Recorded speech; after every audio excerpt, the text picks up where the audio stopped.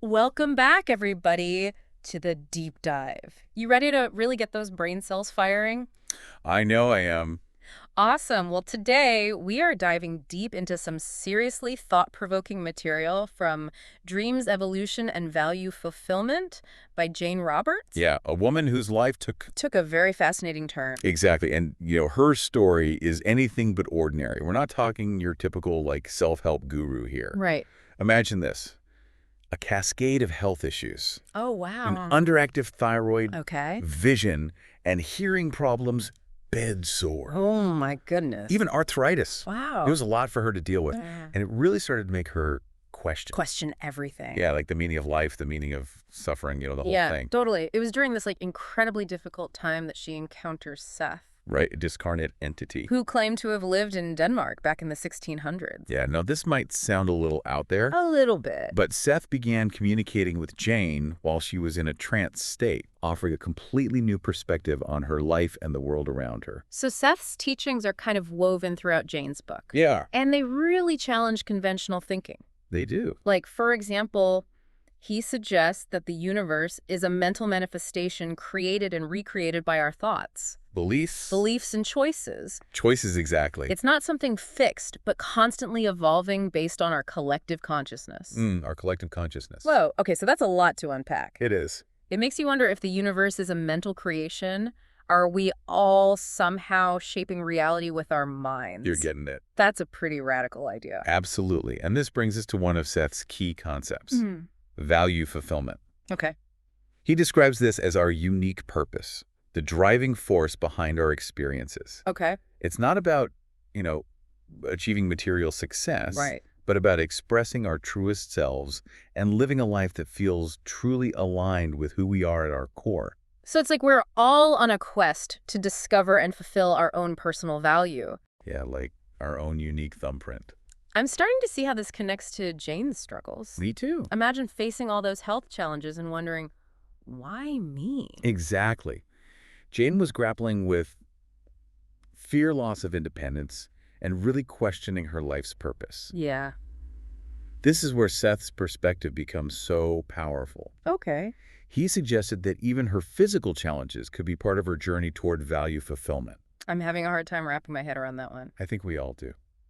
How can something like illness be a positive thing? Well, Seth didn't view illness as a punishment or a random act of fate. Okay. He saw it as a potential catalyst for growth and transformation. Okay. For Jane, it was an opportunity to confront her fears, reevaluate her priorities, and ultimately discover a deeper understanding of herself. So it's not about denying the suffering, Yep. but finding the meaning within it. Yeah, the meaning, the growth, the opportunity. Seth also talked about the sinful self, Right. which might sound harsh, but it's actually a concept about our limiting self-image. Yeah, that voice inside that doubts, criticizes, and tells us we're not good enough. Right. He believed that this sinful self could hold us back from fulfilling our true potential. Okay, so this sinful self is like an internal barrier. Yeah, it's like the brakes on our growth. It makes me think of those times when I've self-sabotaged or held myself back out of fear. Absolutely, we all do it. Is that what Seth was getting at? Yes, that's a great way to put it.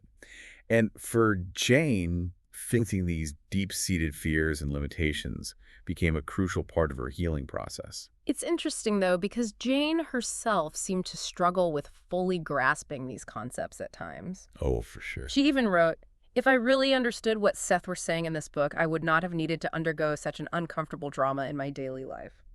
It sounds like even she questioned whether she was truly living by Seth's teachings. It does. I think that's the beauty of Jane's honesty. Yeah. She doesn't shy away from her doubts and uncertainties. Right. It makes her story all the more relatable. We see her grappling with these complex ideas, trying to integrate them into her lived experience. It's not all figured out. No. And it's this vulnerability that makes her journey so compelling, right? Yeah. We're not just getting a lecture on abstract concepts. No. We're witnessing a real person grappling with profound questions about life, meaning The nature of reality. the nature of reality. Exactly. And it's through Jane's story that Seth's teachings become even more powerful. Okay. We see them not just as theories, but as lived experiences, something that someone facing real challenges could actually apply to their own life. Right. It makes it real. It does. It makes That it tangible. That makes it human. Exactly. So we've established that Jane was going through some serious stuff, and Seth's teachings offered her a really different way of looking at things. But how did Seth's ideas about evolution differ from what we're used to? Yeah, that's a great question. You know, when most people think about evolution, they Yeah. picture Darwin's theory, Survival of the fittest. survival of the fittest, slow changes over millions of years. Right. But Seth turned that whole idea on its head. Yeah, instead of like a fixed linear progression, Mhm. he talked about evolution as like a dynamic, ever-changing process Okay. driven by consciousness. Okay. He even went so far to say, the universe is not something that was created in some distant past, but is continuously being created and recreated through the power of consciousness. Hold on a second. So he's It's saying a big one. the universe is still being created right now, Mm-hmm. not just by some like grand cosmic force, No, but by our thoughts and beliefs. by us.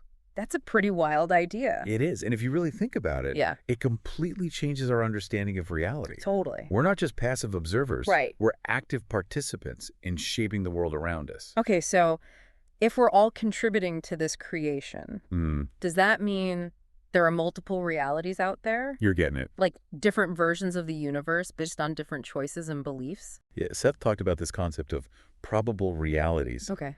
where each potential choice we make creates like a new branch of reality. Oh, Think of it like choosing a different path in a video game. okay. Yeah. Each decision leads to a unique experience. So we're constantly creating new realities with every decision we make. We are. He actually said, you are as close to the beginning of your world as Adam and Eve were, or as the Romans, or as the Egyptians or Sumerians. The beginning of the world is just a step outside the moment. Okay. It's like saying time isn't necessarily linear. Right. All possibilities exist simultaneously. Wow, that really challenges our usual way of thinking about Okay. time and space. Yeah. But how does this idea of multiple realities connect back to value fulfillment? Well, Seth believed that the choices we make are driven by this innate desire Okay. to fulfill our unique potential. Okay. It's like we're drawn to the experiences that will help us grow and Yeah. evolve, even if they're challenging. That makes me think about Jane's experience with illness. Mm. She even said, if I really understood what Seth was saying in this book, I would not have needed to undergo such an uncomfortable drama in my daily life. Right? She was questioning. It sounds like she was questioning whether her own choices had led to her suffering. Mm-hmm. Mm-hmm. It's an honest reflection. I think a lot of people would question that. Yeah. But Seth saw it differently. He believed that even challenging experiences, like illness, Right. could be part of our journey toward value fulfillment. Okay. It's about finding the meaning and growth within those experiences, even when they're painful. So it's not about denying the suffering or pretending it's all sunshine and rainbows, but about searching for the deeper purpose within it. Exactly. And for Jane, her illness became a catalyst Oh, for exploring her inner world, confronting her fears, and ultimately discovering a deeper understanding of herself. right. It forced her to reevaluate her priorities and what truly mattered in her life. This reminds me of something else Seth emphasized. Our connection to the natural world, he said. Man is more a part of nature than he realizes. And in the greater realm of activity, he cannot take any actions with which the rest of nature does not agree for its own reasons. It's like saying We're not separate. we're not separate from nature, We're all connected. but deeply interwoven with it. Absolutely. And this interconnectedness extends to other species as well. Right. Jane had some interesting experiences with her own pets, Okay. and Seth helped her understand their deaths in a new light. Like how? Did he have some special insight into the animal kingdom? He suggested that animals are incredibly sensitive to our emotional states and can even be affected by them. Wow.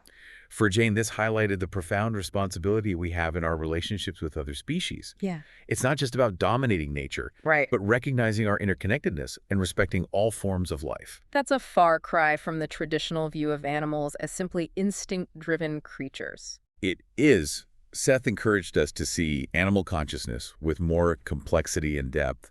And these ideas resonate with some pretty fascinating developments in modern science. You're talking about quantum mechanics, right? I am. I've heard a bit about it, but it always seems so mysterious. It is a complex field, Yeah. but the basic idea is that consciousness plays a role in shaping reality Okay. at the subatomic level. Okay. Particles don't exist in a fixed state until they are observed. Wow. which suggests that the act of observation somehow influences their reality. So our consciousness could actually be influencing the physical world. That's what quantum physics suggests, and it ties into Seth's teachings about the universe being a mental manifestation. Right. It's like science is catching up to what mystics and intuitives have been saying for centuries. Right. Reality is far more fluid and malleable than we once thought. It's amazing to think that Jane was exploring these ideas back in the 1960s, I know. long before these scientific theories gained mainstream attention. But how did all of this actually impact Jane's healing process? Did embracing Seth's teachings actually help her recover? Well, Seth encouraged Jane to see her limitations Yeah, okay. as opportunities for growth, to trust in her body's innate healing abilities, and most importantly, Okay. to align her beliefs with her desired outcomes. Right.